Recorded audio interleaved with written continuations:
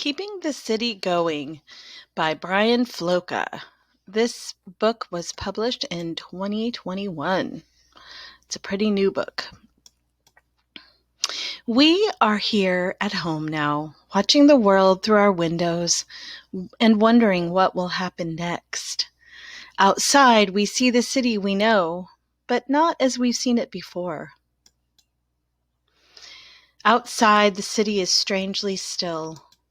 The store doors are locked and their windows are dark.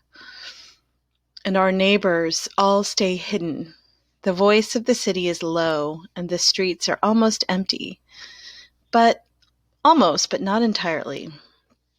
There are still some people out on the streets, driving this and that, heading from here to there. They might be family, friends, or strangers.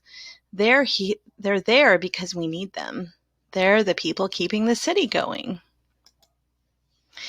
They're the people out delivering food, sometimes to us and right to our doors, a breakfast, a lunch, or a dinner. And sometimes to stores and more than one meal, enough to fill the empty shelves. They're the people on the buses and trains, those who keep them moving and those who ride them too, who are heading out to keep the grocery stores open, to sell to the city beans and flour and rice and soap and soup and spaghetti. They're the people and toilet paper too. They're the people still driving, helping others get home. Taxi! They're the people keeping the city clean. Pretty clean. They're delivering letters and packages, boxes full of things people need and can't go out to buy. And maybe, just maybe, they're bringing that one thing we ordered that we don't really need.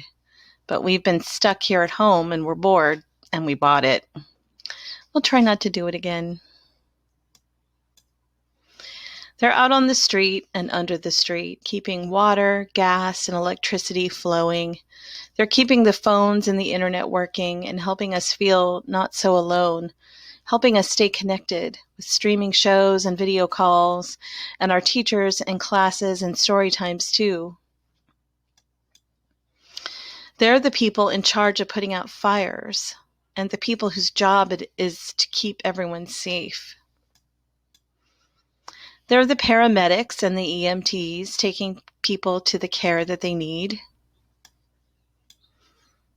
They're the doctors and nurses, the technicians and aides and clerks and cleaners, everyone working through the long days and worry to help patients heal.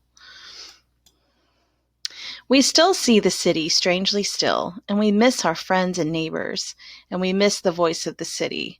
But we see the people still out on the streets, and whether they're family, friends, or strangers, we see the work they're doing. And every evening at 7 o'clock, we open our windows and lean out and look, and lean out and listen. We see the city we know, but not as we've seen it before. We see our neighbors again, now at their windows, and now on stoops, on balconies and roofs, and we hear the voice of the city, but not as we've heard it before. The sounds at first are low, a clap, a whistle, a call. The sounds are low, and then they grow.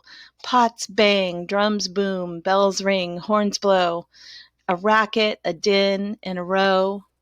We join our clapping, we join with a cheer. We hear the city say to us, and we say back to the city, that we are all still here, and we are here together.